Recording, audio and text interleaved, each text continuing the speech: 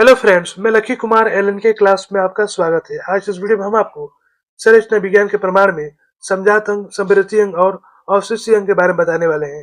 तो वीडियो का स्किप मत कीजिएगा, वीडियो को शुरू से अंत तक देखिएगा। तो चलिए स्टार्ट करते हैं। संरचना विज्ञान के प्रमाण। Evidence from anatomy. यदि जंतु और पौधे के विभिन्न अंगों की रचना का अध्ययन किया जाए और उनके निकटवर्ती जंतु और पौधे की उन अंगों की बनावट का तुलनात्मक अध्ययन किया जाए तो उनके बीच गहरी समानता पाई जाती है। यदि हम जंतु और पौधे के विभिन्न अंगों की रचना का अध्ययन करेंगे और उसके निकटवर्ती जंतु और पौधे के उन अंगों की बनावट के तुलनात्मक अध्ययन करेंगे तो क्या होगा कि दोनों में काफी गहरी समानता पाई जाती है। ठीक है, उन समानताओं के आधार पर यह प्रमाणित होता है कि उन जंतु अथवा पौधे का विकास उनके किसी एक ही पूर्वज से हुआ है। ठीक है, चलिए आगे देखते हैं। अब देखिए समझात अंग, होमोलोगस ऑर्गन्स। विभिन्न जीवधारी के शारीरिक अंगों की तुलनात्मक अध्ययन से पता चलता है कि उन उत्पत्ति के आधार पर गहरी समानता पाई जाती है। यदि हम विभिन्न जीवधारी की शारीरिक तुलना का अध्ययन करेंगे तो उसमें पता चलता है कि सभी काफी समानता पाई जाती है। ठीक है, जैसे पंछी के डैने हो गए, मनुष्य के हाथ हो गया, चमगादड़ के डैने हो गए, कुत्ते के अगला पैर हो गया एवं हवेल के फिलफर की आंतरिक बनावट की तुलना की जाए तो वे आपस में समान दिखाई देते हैं। अब यहाँ देखिए ये क्या हो गया, पंछी का डैना हो गया, ये चमगादड़ का डैना हो गया, ये घोड़े का अगला पैर हो गया, ये मनुष्य का हाथ हो गया और कुत्ते का जो अगला पैर हो गया। ये सभी क्या होते हैं, इनकी आंतरिक बनावट की जांच की जाए तो सभी आपस में समान दिखाई देते हैं। ठीक है, इसे हम क्या कहते हैं, इसे हम समजात अंग कहते हैं। चलिए आगे देखते हैं। इसी प्रकार पेसिफोल्डरा के पौधे के प्रधान और बोगनविलिया के कांटे भी समजात अंग उदाहरण है। अब यहाँ देखिए ये क्या हो गया, पेसिफोल्डरा के प्रधान हो गया। ठीक है, ये हो गया बोगनविलिया का कांटा हो गया। ये दोनों क्या समजात अंग उदाहरण है, दोनों जो है एक समान है। विभिन्न जीवधारियों के ऐसे अंग जो उत्पत्ति के आधार पर एक समान होते हैं भले उनके कार्य भिन्न भिन्न हो, समजात अंग कहलाते हैं। इसे याद रखिएगा, विभिन्न जीवधारियों के ऐसे अंग जो उत्पत्ति के आधार पर एक समान हो लेकिन उनके कार्य जो है भिन्न भिन्न हो, समजात अंग कहलाते हैं। इसे याद रखिएगा।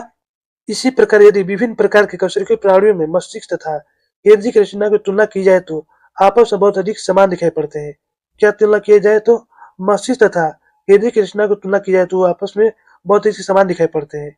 इन अंगों की तुलनात्मक अध्ययन से विकास संबंधी तथ्यों की पुष्टि होती है। ठीक है, चलिए आगे देखते हैं। अब देखिए समवृत्तीय अंग, एनालिगस ऑर्गन्स। ऐसा देखा जाता है कि भिन्न भिन्न जीवधारियों में कुछ ऐसे अंग पाए जाते हैं जो कार्य के आधार पर आपस में समान दिखाई पड़ते हैं। कुछ ऐसे जीवधारी जो हैं जिनके जो अंग है जो कार्य के आधार पर एक समान कार्य करते हैं।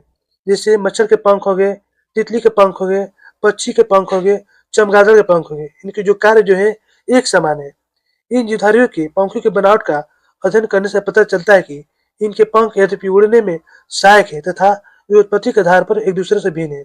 उड़ने में तो सहायक है लेकिन उत्पत्ति के आधार पर जो है एक दूसरे से भिन्न है। ठीक है, चलिए आगे देखते हैं। भिन्न भिन्न जीवधारियों में ऐसे अंग जो कार्य में तो समान होते हैं परंतु उत्पत्ति के आधार पर एक दूसरे से भिन्न होते हैं, समवृत्तीय अंग कहलाते हैं। समवृत्तीय अंग किसे कहते हैं, तो भिन्न भिन्न जीवधारियों के ऐसे अंग जो कार्य में समान होते हैं लेकिन उत्पत्ति के आधार पर एक दूसरे से भिन्न होते हैं, उसे हम समवृत्तीय अंग कहते हैं। इसे याद रखिएगा। उदाहरण देखिए, चिड़िया के पंख, कीट के पंख, चमगादड़ पंख, इन सभी कार्य क्या है, एक समान है लेकिन उत्पत्ति के आधार पर एक दूसरे से भिन्न है। उसी प्रकार रसकस के पौधे के कोलेडोड तथा गुलाब के पत्ती, इन दोनों कार्य क्या है, दोनों कार्य एक समान है लेकिन उत्पत्ति का आधार जो है भिन्न है। इसे हम क्या कहते हैं, इसे हम समवृत्तीय अंग कहते हैं। चलिए आगे देखते हैं। अब देखिए अवशेषीय अंग। विभिन्न जीवधारियों में कुछ ऐसे अंग अवशेष रूप में पाए जाते हैं जिन अंगों की उन जीवधारियों के लिए कोई जरूरत नहीं होती, उसे हम क्या कहते हैं, अवशेषीय अंग कहते हैं। वैसे अंग जो जीवधारी में उस अंग की कोई जरूरत नहीं होती उसे हम अवशेषीय अंग कहते हैं। दूसरी ओर यदि ध्यान दिया जाए तो पता चलता है कि वे अंग कुछ अन्य जीवधारियों में क्रियाशीलता अवस्था में पाए जाते हैं। कुछ ऐसे अंग जो है कुछ जीवों में वो कार्य नहीं करते हैं, उसका उपयोग नहीं किया जाता, लेकिन वो अन्य जीवों में वो क्रियाशील अवस्था में पाए जाते हैं। ठीक है, चलिए आगे देखते हैं। अब देखो उदाहरण, मेढक की आंख पर निवेशक पटल यानी कि झिल्ली पाई जाती है, जबकि मनुष्य की आंख में इसका अवशेष पाया जाता है। मनुष्य की आंख में भी निवेशक पटल पाया जाता है लेकिन यह अवशेषीय अंग तरह कार्य करता है, जबकि यही जो है निवेशक पटल मेढक में क्रियाशील अवस्था में पाया जाता है। इसी प्रकार खरगोश के पाचन तंत्र में कृमि रूप परिशोषिका क्रियाशील रूप में पाई जाती है, जबकि मनुष्य के पाचन तंत्र में यह निष्क्रिय रूप में पाई जाती है। मनुष्य में क्या होता है, अवशेषीय अंग तरह कार्य करता है। ठीक है, उसी प्रकार कृमि रूप परिसूचक जो है खरगोश में क्रियाशील स्तंभ पाया जाता है, जबकि मनुष्य में निष्क्रिय स्तंभ पाया जाता है। इसे हम क्या कहते हैं? अवशेषीय अंग कहते हैं। लंगूर और पूंछ और मनुष्य की रीढ़ की अंतिम कोशिका की तुलनात्मक अध्ययन से भी इसी प्रकार की समानता का पता चलता है। ठीक है, चलिए आगे देखते हैं। उपयुक्त तथ्यों पर विचार करने से प्रमाणित होता है कि वे जंतु जिनमें ऐसी समानता पाई जाती है किसी एक ही पूर्वज से संबंधित है। ठीक है, जब पर्यावरण और परिस्थितियां बदलती है तो कुछ अंगों की आवश्यकताएं समाप्त हो जाती है। जब क्या होता है, जब पर्यावरण और परिस्थितियां जब बदलती है तो कुछ अंगों की आवश्यकता जो है समाप्त होने लगती है। वे अंग धीरे धीरे समाप्त होने लगते हैं और अंत में केवल उनका अवशेष बच रह जाता है। अंत में क्या होता है कि केवल उसका अवशेष बच जाता है।